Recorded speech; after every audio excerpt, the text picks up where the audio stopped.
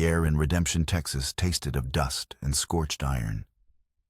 It was the taste of a Tuesday afternoon turned violent. Gunshots, sharp and percussive, echoed off the false fronts of the Mercantile and the saloon, each crack sending citizens diving for cover behind water troughs and overturned wagons. Marshal John Corbin moved through the chaos with a grim, practiced economy, his boots grinding grit into the street.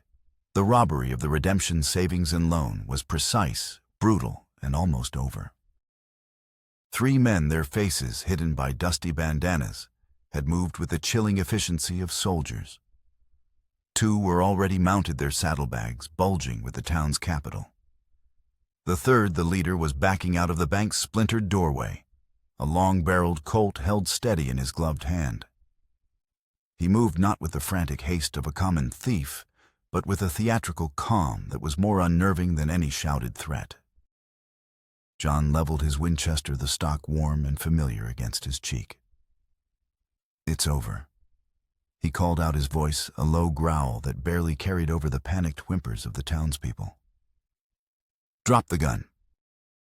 The outlaw leader paused at the edge of the boardwalk, his eyes dark and intelligent above the faded blue cloth locked onto John's.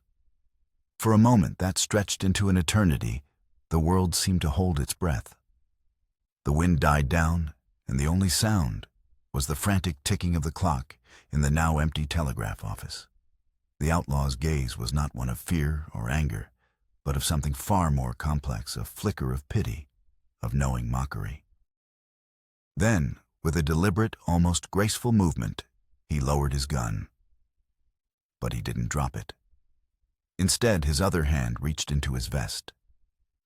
He pulled out a small object that glinted silver in the unforgiving sun. With a flick of his wrist, he tossed it into the dust at John's feet.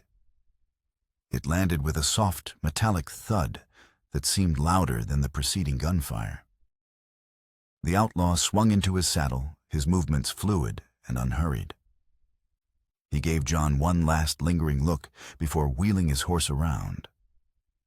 "This is just the beginning." Then, "Marshal," he called out, his voice clear and articulate, a stark contrast to the grunts of his accomplices. Then he spurred his horse, and the 3 riders vanished in a rising cloud of red dust, leaving behind a violated bank, terrified citizens, and a silence more profound than the noise it replaced. John's focus remained on the object in the dirt. His heart hammered against his ribs, a frantic, trapped bird. He lowered his rifle, his hands trembling slightly as he knelt. The dust was cool against his fingers as he picked it up. It was a silver locket tarnished with age, but intricately engraved with the image of a desert primrose. His breath caught in his throat. He had bought this locket for his daughter Lily on her 7th birthday. He remembered the weight of it in his palm, the look of pure joy on her face when she'd seen it. He remembered fastening the delicate chain around her neck. He also remembered believing with the certainty of a man shattered by grief that it had been consumed by the fire that had taken her and his wife Sarah 5 years ago. A fire he had been miles away from, unable to stop. A fire that had burned his life down to ash and left him a hollow man in a marshal's coat. With a thumb that shook uncontrollably, he pressed the clasp. The locket sprang open. Inside, protected beneath a small, cracked pane of glass, was the faded portrait of his daughter. Her smile was a ghost, her eyes full of a light that had been extinguished far too soon. This was not a random bank robbery. This was not a crime of opportunity. This was a message delivered with cruel precision across 5 years of unresolved grief. The hunt for a nameless outlaw had just become a deeply personal reckoning, and John Corbin, a man who thought he had nothing left to lose, felt the cold, sharp edge of fear for the first time since he had stood before the smoking ruins of his home.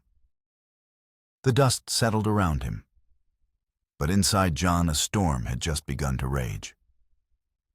He closed the locket, the metal cool against his skin, a stark contrast to the fire that had just been reignited in his soul. He wasn't just a lawman anymore. He was a father with a ghost in his hand, and he would ride through hell itself to find the man who had put it there. The marshal's office was a cage of shadows and memory. A single oil lamp cast a flickering amber glow over the cluttered desk, illuminating stacks of wanted posters and a half-empty bottle of whiskey that served as John's only consistent companion. The silver locket lay open on the blotter, Lily's phantom smile a constant, silent accusation. For 5 years, John Corbin had been Redemption's marshal, a man defined by the ghosts he carried. The townsfolk saw a stoic, reliable lawman, but John knew the truth. He was a monument to failure, a man who had outlived his purpose the night his family died. The fire had been ruled an accident. A stray ember from the hearth, the official report said. John had accepted it, for what other choice was there? To believe otherwise was to invite a madness he could not afford. So he had buried his guilt deep, plastering over the wound with duty and silence. Now that wound had been ripped open. The door creaked, and Judge Miller entered, his considerable frame filling the doorway. He was a man of 60 with a mane of silver hair, a carefully trimmed beard, and the paternalistic air of someone who believed he knew what was best for everyone. He had been a friend to John, a steadying presence in the years after the fire. John, the judge, said, his voice a low, soothing baritone. He gestured toward the whiskey bottle. Burning the midnight oil, I see. Any progress on identifying our brazen visitors? John didn't look up. He stared at the locket. They weren't just visitors, Judge. They were messengers. Judge Miller moved closer, his gaze falling on the locket. He let out a soft sigh, a sound of practiced sympathy. My boy, I know what this must be doing to you. It's a cruel trick, a ghastly coincidence. Some scavenger likely picked it from the ruins years ago and lost it only for this scum to find it. He dropped it at my feet, Judge John said, his voice flat and hard. He looked me in the eye when he did it. That's no coincidence. Grief can make us see patterns where none exist, the judge said gently, placing a heavy hand on John's shoulder. These men are professionals. They'll be halfway to Mexico by now. We've sent word to the federal marshals. Let them handle it. This is too close to home for you. The judge's words were meant to be comforting, but they felt like a dismissal, another attempt to bury the past. John finally looked up, his eyes cold. With all due respect, Judge, this is my home, and this is my hunt. A flicker of something annoyance perhaps crossed the judge's face before being smoothed over with a mask of concern. Don't let vengeance cloud your judgment, son. That path leads only to more pain. After the judge left, leaving the scent of expensive cigar smoke in his wake, John felt more alone than ever. He walked the length of Main Street, the night air cool against his face. He passed the Martinez ranch on the edge of town. A light was on in the main house. Isabella Martinez was a woman carved from the same unforgiving landscape as Redemption itself. She had taken over the ranch after her husband's death and made it thrive through sheer force of will. She was stoic, pragmatic, and one of the few people whose gaze didn't slide away from his with pity. As he passed, he saw her silhouette in the window, and for a moment he felt a pang of what his life might have been. He continued on to the edge of the Badlands, where a dilapidated shack clung to a hillside like a stubborn weed. This was the home of Elias Vance, an old prospector whose mind was as cracked and veined with secrets as the rocks he spent his days sifting. The old man was sitting outside, nursing a tin cup of something that smelled foul, his eyes fixed on the star-dusted sky. Evening, Marshal Elias rasped without turning. The wind's carrying whispers tonight. I'm looking for information, Elias John said, cutting to the chase. 3 men. One of them tall, moves like he's on a stage. Elias took a slow, noisy sip. Some folks ride out of the past, Marshal. Think they're gone, but they're just waiting for the right wind to blow 'em back. He squinted at John, his eyes like chips of turquoise in his leathery face. You should be careful what you go chasing. Some fires never truly burn out. They just smolder under the ashes waiting. The old man's words, cryptic and unsettling, echoed the judge's warnings, but struck a different chord. The judge wanted him to forget. Elias was telling him to remember. Back in his office, John made his decision. He buckled on his gun belt, and the familiar weight a cold comfort. He slid the locket into his shirt pocket, its delicate shape a constant pressure against his chest, a reminder of what was at stake. Judge Miller had ordered him to wait. The town believed he was a broken man chasing ghosts. Let them. He saddled his horse a sturdy bay named Anchor, under the pale light of a slivered moon. The town of redemption was asleep wrapped in a blanket of false peace. As John Corbin rode out into the vast, silent darkness of the desert, he wasn't just defying an order. He was choosing a path. It was a path that led away from the quiet despair that had been his life for 5 years and into a landscape of sun-scorched mesas where the wind carved mournful tunes through sandstone arches. He was a man with one clue a ghost in his pocket and a conviction that the truth, no matter how terrible, was buried out there in the unforgiving wilderness. And he would dig it up or die trying. John rode east into the rising sun. The outlaw's trail was faint, deliberately obscured, but John's senses, dulled by years of apathy, were sharpening with every mile. He was a tracker by nature, a skill honed in his youth, and now it returned to him like a half-forgotten language. A displaced stone here, a bruised stem of creosote there. The signs were small, but they told a story. The outlaws had split up. 2 had ridden hard for the border, but one, the leader, had veered north toward the Devil's Jaw, a jagged range of mountains that clawed at the sky.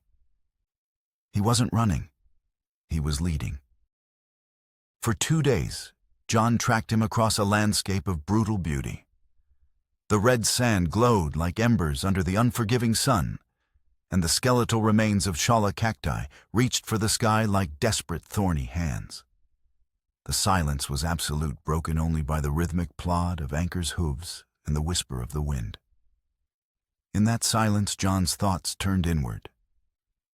He replayed the fire in his mind, the memory seared into his soul. He had been in the next county delivering a prisoner, a 3-day trip. He'd returned to find a smoking crater where his life had been. He remembered the smell of wet ash and despair. He remembered Judge Miller's arm around his shoulder, telling him there was nothing anyone could have done. He had believed it. He had needed to believe it. On the 3rd day, he found what he was looking for. Tucked into a narrow arroyo was an abandoned homestead, its adobe walls crumbling the roof, a skeleton of sun-bleached timber. A thin tendril of smoke curled from the chimney, a clear invitation. It was a trap. John knew it with a cold certainty that settled in his gut. He dismounted, tethering Anchor in a cluster of Palo Verde trees.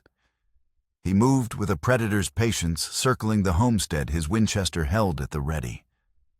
Dust choked the air. Gunshots echoed. The first shot came from a high window, a puff of black powder followed by the whine of a bullet that splintered the rock inches from his head. John dropped behind a low stone wall, his heart pounding a steady, furious rhythm. This wasn't a panicked defense. It was a calculated assault. Another shot, this one from the barn. He was pinned between 2 positions. He was being tested. He waited, his breathing slow and even. The sun beat down, turning the arroyo into an oven. A bead of sweat traced a path through the grime on his temple. Then he saw it, a flicker of movement in the barn, the glint of a rifle barrel. He fired 2 quick shots that chewed through the rotted wood of the barn door. A cry of pain, followed by silence. He used the silence to move a low, crouching run that took him from the wall to the side of the main house. He pressed his back against the cool adobe, listening. Nothing. The silence was more unnerving than the gunfire. He kicked the door in. It flew open, revealing an empty room. A pot of coffee still simmered over the fire. A plate of half-eaten beans sat on the table. He moved through the small house room by empty room. It was deserted. The man in the barn had been a decoy someone hired to slow him down. He found him behind the barn, clutching a bloody shoulder, his eyes wide with fear. "Who hired you?" John demanded, his voice a low growl. The man just shook his head, muttering, "He paid me in silver. Told me to keep the marshal busy for an hour. That's all I know." The outlaw leader was long gone. But he had left something behind. On the dusty table held down by a rock was a piece of paper. It wasn't a note. It was a map, hand-drawn and detailed, of the town of Redemption. 3 locations were circled in charcoal: the office of the land registrar, the Cattlemen's Association headquarters, and a small private bank that had folded a decade earlier. Beside each circle was a small scorched feather. John stared at the map, a cold dread seeping into his bones. These weren't random targets. The men who had run those establishments years ago were all connected. They had all served on the town council, the same town council that had been in power the year of the fire. The man he was hunting wasn't just an outlaw. He was a ghost from Redemption's past, and his robberies were not about money. They were about memory. He was unearthing something John had helped the town bury. With the scorched map in his hand, John realized the trap wasn't the shootout. The trap was the truth he was now being forced to follow. John rode back into Redemption under a sky bruised purple and orange by the setting sun. He was a different man from the one who had left. The weary resignation in his eyes had been replaced by a sharp, focused intensity. He bypassed his office and went straight to the town archives, a dusty, neglected room in the back of the courthouse. The clerk, a young man with a perpetually nervous disposition, looked up from his ledgers. "Marshal Corbin, the judge said you were indisposed." "I need the records from 5 years ago," John said, his tone leaving no room for argument. "Specifically the minutes from the town council meetings and the original fire inquest report." The clerk scurried away, returning moments later with a heavy leather-bound volume. John laid it on the table, the old paper releasing a dry, musty scent. He scanned the pages, his finger tracing the names of the council members. Bartholomew Shaw, the land registrar. Jedediah Kane, head of the Cattlemen's Association. Marcus Thorne, owner of the failed bank. The men whose businesses had been circled on the outlaw's map. Then he turned to the inquest report. It was thin, barely 2 pages long. Accidental, the official findings stated. Source: stray ember from hearth. Signed by the county coroner and countersigned by Judge Alistair Miller. It was all neat, tidy, and utterly devoid of detail.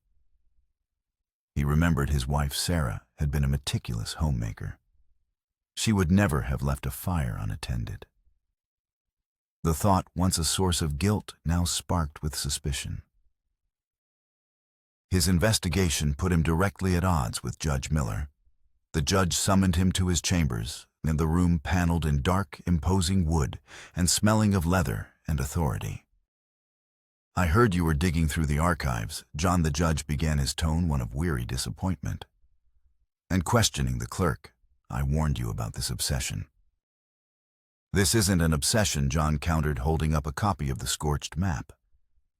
"This is evidence. The man I'm hunting, he's not just a robber.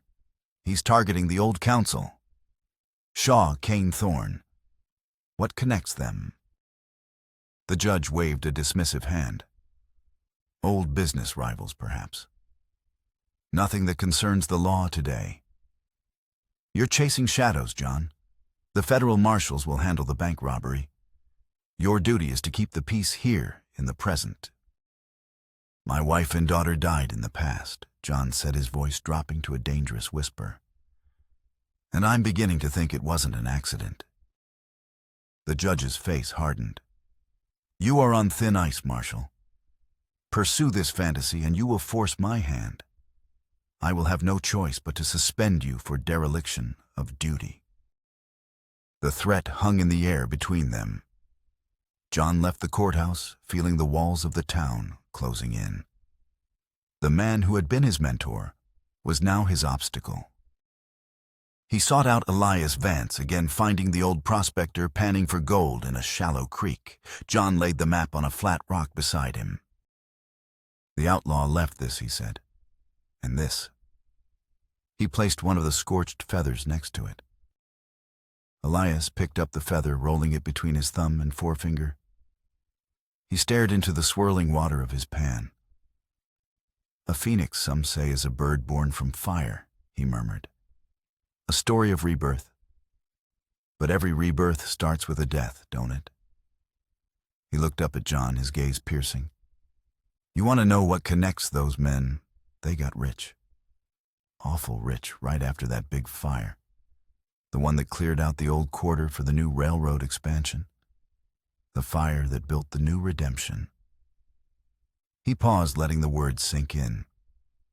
And the fire that took your family, Marshal. It burned hot that night. Hotter than any wood fire has a right to. John felt a chill despite the afternoon heat. Sarah had been a reporter for the small town paper before they were married. She was curious, tenacious. She had been writing a series of articles on the proposed railroad expansion, questioning the land deals being made by the council. He had forgotten. In his grief, he had forgotten so much. The pieces were clicking into place, forming a picture he didn't want to see. The outlaw, the council, the railroad, the fire. They were all connected. He wasn't chasing a ghost. He was being led by one. The outlaw wanted him to see the truth. He rode out again that evening, following a new trail, one not of hoof prints, but of whispers and old records. He was no longer just hunting a man. He was hunting the truth of how his world had been destroyed, and he was beginning to suspect that the man he was hunting was the only one who could give it to him. The trail led John into a labyrinth of canyons, where the rock walls rose 1,000 feet, stained red and ochre by time. He found the outlaw's camp in a box canyon accessible only through a narrow, winding passage. It was a perfect defensive position. This time there was no hired gun, no ambush. Just a single campfire and a man sitting beside it, waiting. As John dismounted, the man stood. He was tall and lean, and when he pushed the hat back from his face, John's blood ran cold. The face was older, scarred along one temple by a burn that pulled the skin taut, but it was a face he knew. It was the face of his former deputy, Silas Kane, the son of Jedediah Kane, the late head of the Cattlemen's Association. A young man believed to have perished in the same fire that had claimed John's family. Silas John breathed the name a ghost on his lips. It's been a long time, Marshal Silas said, his voice laced with a bitter, theatrical irony. Or should I say, John, we were friends once, weren't we, before you let them bury me? John's mind reeled. You're alive, but they found a body. A drifter, Silas sneered. Burned beyond recognition. Convenient, wasn't it? Just like the fire itself. He began to pace before the fire, his movements filled with a restless, coiled energy. You stand there, the noble, grieving lawman. But did you ever once question it? Did you ever once wonder why a simple house fire burned hot enough to melt steel? Did you ever ask why my father and his friends on the council suddenly became the wealthiest men in the territory? Each question was a blow.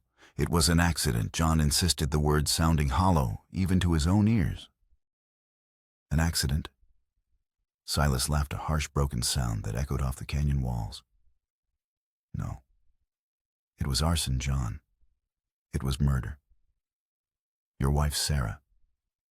She was too smart for her own good. She found out the council was using intimidation and fraud to buy up land on the cheap for the railroad expansion. They were going to be rich beyond their wildest dreams. She had the proof ledgers and sworn statements. She was going to publish it. He stopped pacing and looked directly at John, his eyes burning with a righteous fury.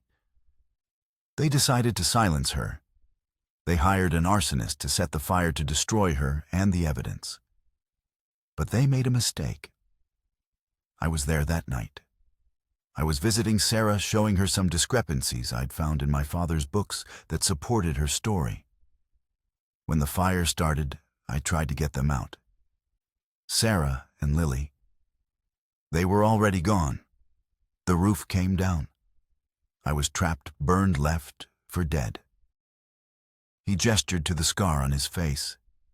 They framed me, planted evidence to make it look like I started the fire in a drunken rage. Said I was arguing with my father over money. Then they left me to burn with your family. John felt the ground shift beneath his feet. His entire past, the foundation of his grief and guilt, was crumbling. Your father, he was part of it. He was a coward ruled by greed, and Judge Miller's Silas said the name dripping with venom. When I confronted him, he confessed. So I took back what he stole. That was my first robbery. I'm not stealing money, John. I'm retrieving the evidence Sarah collected. The proof is in safe deposit boxes and private ledgers hidden in their businesses. The scorched feather is my calling card, a symbol of what they tried to do to me. I rose from their ashes. He stepped closer, his voice dropping to a conspiratorial whisper. I left you the locket because I needed you. I needed the great Marshal Corbin to see the truth he was too blind or too complacent to see 5 years ago. I needed you to hunt me, to hunt the truth alongside me. Silas took a step back, a sad smile playing on his lips. But now I see it in your eyes. You're still the same man. You still believe in their laws, their order. You can't see the rot underneath. Before John could react, Silas threw a small pouch to the ground. It exploded in a thick, acrid cloud of smoke. John staggered back, coughing, his eyes watering. When the smoke cleared, Silas Kane was gone, having vanished into the rocks like a phantom. John Corbin stood alone in the canyon, the silence pressing in on him. He was no longer a marshal hunting an outlaw. He was a man shattered by a truth more devastating than any fire. His grief had been a lie, his guilt a misplaced burden. He had mourned an accident when he should have been hunting murderers. And the man he had just been hunting was not his enemy, but a fellow victim, a ghost, crying out for a justice that had been buried for 5 long years. Returning to redemption was like entering a foreign country. The familiar streets, the faces of the people he'd sworn to protect, for all seemed warped, distorted by the terrible new lens of the truth. Every smile seemed like a mask, every pillar of the community a potential conspirator. He was a changed man, the hollow grief inside him burned away and replaced by a cold, hard rage. His first stop was not his office, but the ruins of his old home on the edge of town. For 5 years he had avoided this place. Now he walked through the skeletal remains, the scorched timbers like blackened ribs against the sky. He knelt in the ash, sifting it through his fingers. Elias's words echoed in his mind. Hotter than any wood fire has a right to. He found what he was looking for, near the foundation of the fireplace, small glass-like beads of melted sand.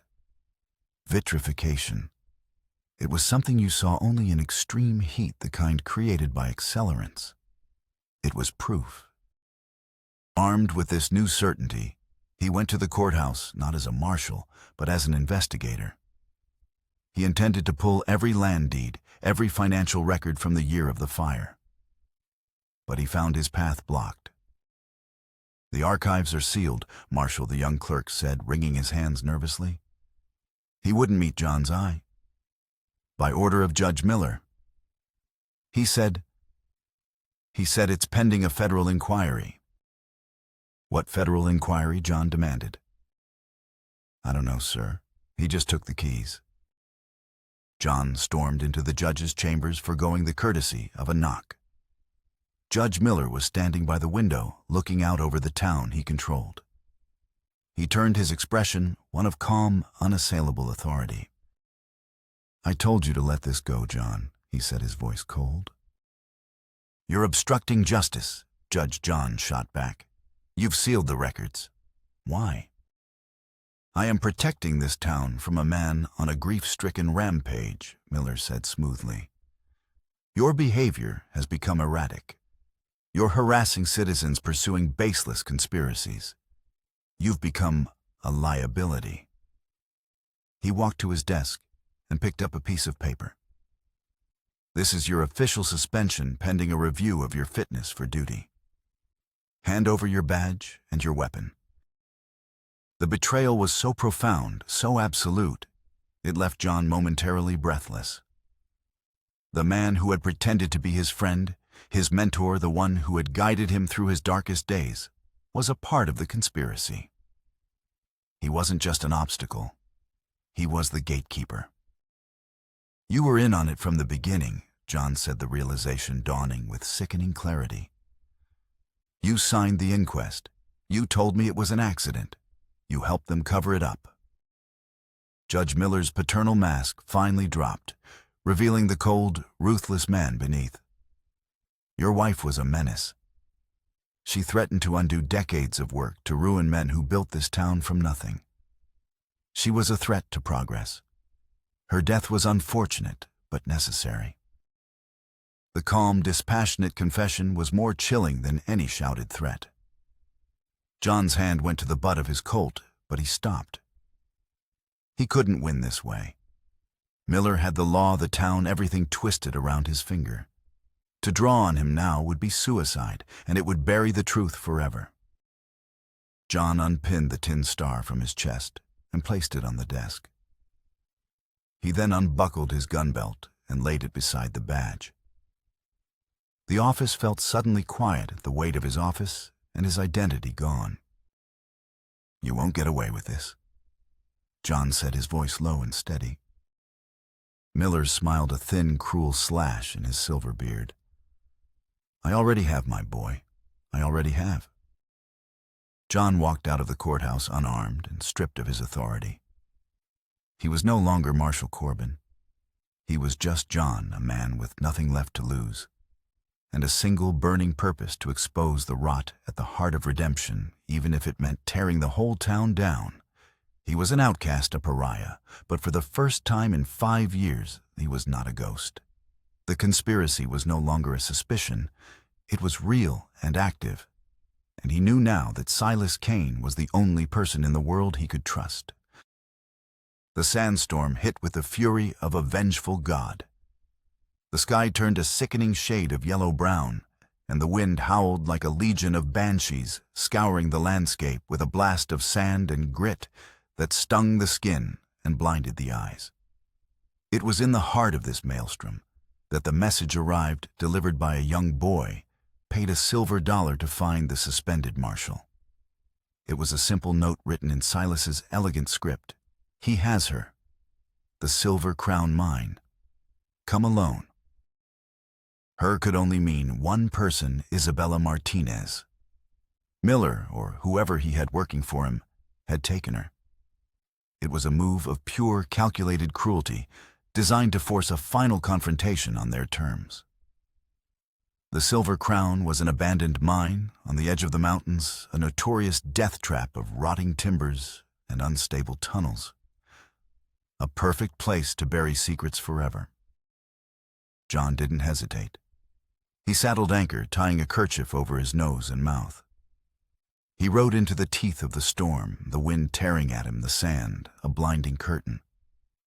The world was reduced to a roaring, chaotic blur. He navigated by instinct, his rage a burning compass in his chest. He found the entrance to the mine, a dark maw in the mountainside timbers, groaning under the assault of the wind.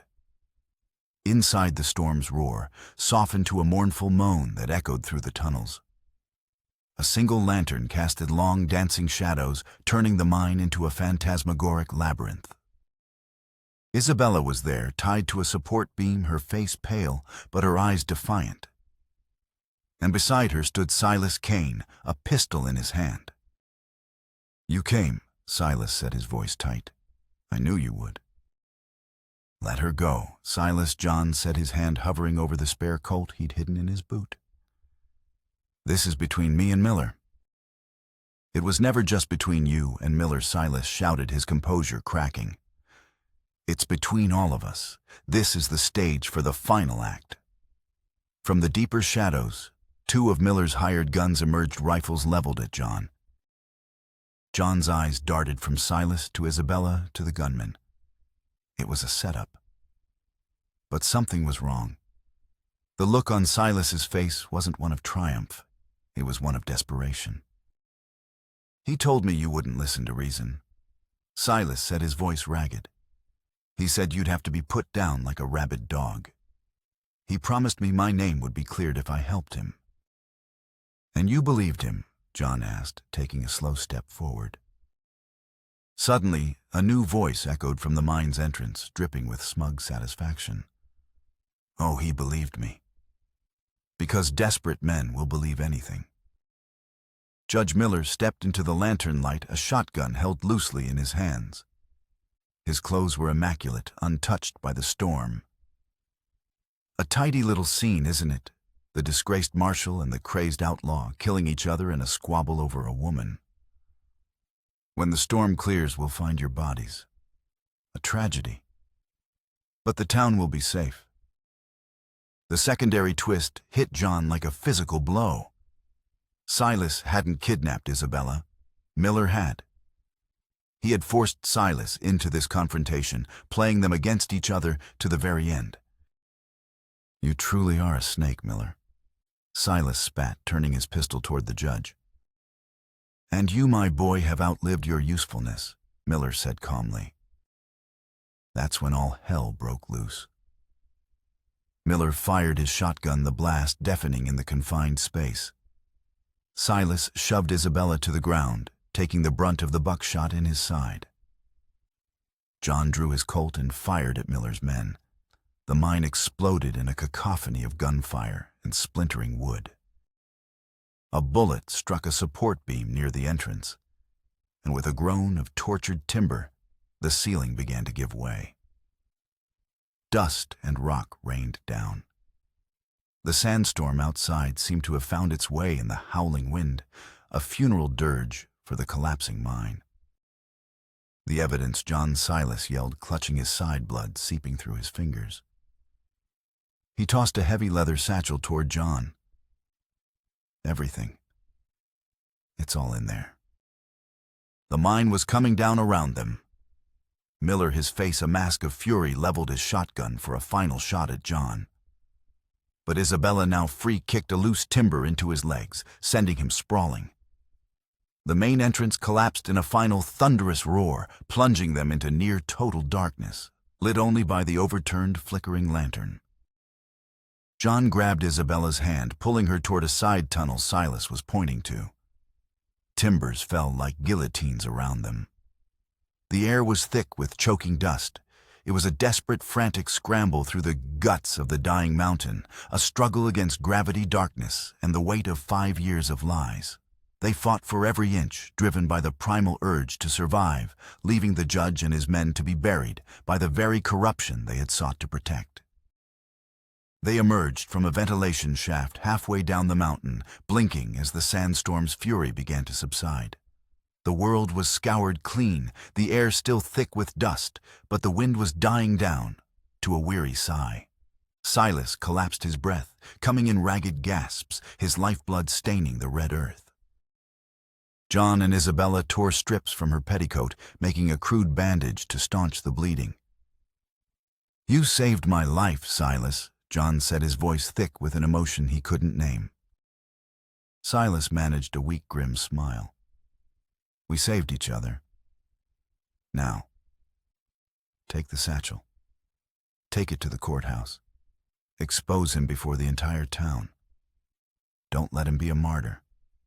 Let him be what he is, a common thief and a murderer. The ride back to redemption was silent and grim. They found the town emerging from its shelters, assessing the storm's damage. But the real storm was about to break. John, with Isabella at his side and Silas's satchel of evidence slung over his shoulder, walked directly to the courthouse. He was no longer a marshal, but he carried an authority greater than any tin star. They found Judge Miller in the main courtroom brushing the dust from his suit, already crafting his narrative of tragic heroism. His hired guns, those who had survived the collapse, stood guard. But the townspeople, drawn by the commotion, began to gather, filling the pews, their faces a mixture of confusion and curiosity. This man, John's voice boomed, cutting through the murmurs, is a murderer. He opened the satchel on the prosecutor's table, pulling out the ledgers, the falsified deeds, the sworn statements Sarah had collected. He laid them out one by one. Judge Miller, along with the old town council, orchestrated the fire that killed my wife and daughter. They did it to hide their crimes, to silence a woman who was about to expose them. He told them everything. The arson, the frame-up of Silas Kane, the 5 years of lies. His words were simple, direct, and backed by the undeniable proof in Silas's satchel. He held up a ledger. This is the proof of their conspiracy. He held up the locket. And this is the ghost that will not let them rest. Miller blustered and denied calling John a madman. But the evidence was overwhelming, and the faces of the townspeople turned from confusion to dawning horror. Then, to cold, hard anger. The men and women of redemption, who had trusted the judge for years, now saw the monster behind the mask. When the federal marshals, alerted by a telegram John had sent before riding to the mine, finally arrived, they didn't find a town in need of their help. They found a town that had already passed its own judgment. Judge Miller was arrested, his face ashen, his empire of deceit crumbling around him. The conspiracy was broken, the rot at the heart of redemption cut out not by a badge, but by the relentless pursuit of truth. Justice, true and final, had come to the town. Silas Kane survived. In the weeks that followed, his testimony, combined with the evidence from the satchel, cleared his name completely. When he was well enough to ride, he and John stood on the hill overlooking redemption. The town looked different now, cleaner, as if the storm had washed away more than just the dust. My part in this is over. Silas said, his gaze distant. My name is clear, but my path is one of solitude now. What will you do? John asked. There are other towns, other injustices, Silas replied with a wry smile. Perhaps I'll find a new stage. He extended a hand. Goodbye, John. Thank you for finally seeing. John shook his hand, a moment of profound, unspoken understanding passing between the two men who had been friends, enemies, and finally allies. He watched as Silas rode away, a lone figure disappearing into the vast horizon, a ghost finally set free. The next morning, John walked to the small cemetery at the edge of town. The 2 headstones for Sarah and Lily were simple and weathered. For 5 years he had come here burdened by guilt, his grief a heavy shroud. Today he felt different. The guilt was gone, replaced by a clean, sharp sorrow. He finally understood the fullness of his loss, and in that understanding, he could finally begin to heal. He reached into his pocket, his fingers closing not around the locket, but around a single desert wildflower he had picked on the way. He knelt and placed the small, resilient flower on the earth between their graves. It was a symbol not of the haunted past, but of forgiveness, of peace, and of the new life that could grow even in the harshest terrain. He left the locket in his pocket, a memory now, not a curse. As he walked down the road leading out of town, he saw a wagon approaching. Isabella Martinez pulled the reins, bringing her team to a halt beside him. She didn't offer condolences or ask about his plans. Her dark, steady eyes simply met his. "Where are you headed, John?" she asked, her voice quiet and even. He looked back at the town and then at the open road ahead. For the first time in a long time, the future was not a terrifying void, but an open landscape full of possibility. "I'm not sure yet," he said, a faint, unfamiliar smile touching his lips. "But I'm heading forward." Her answering look was one of quiet, hopeful promise. It was not an ending, but a new, uncertain, and welcome dawn.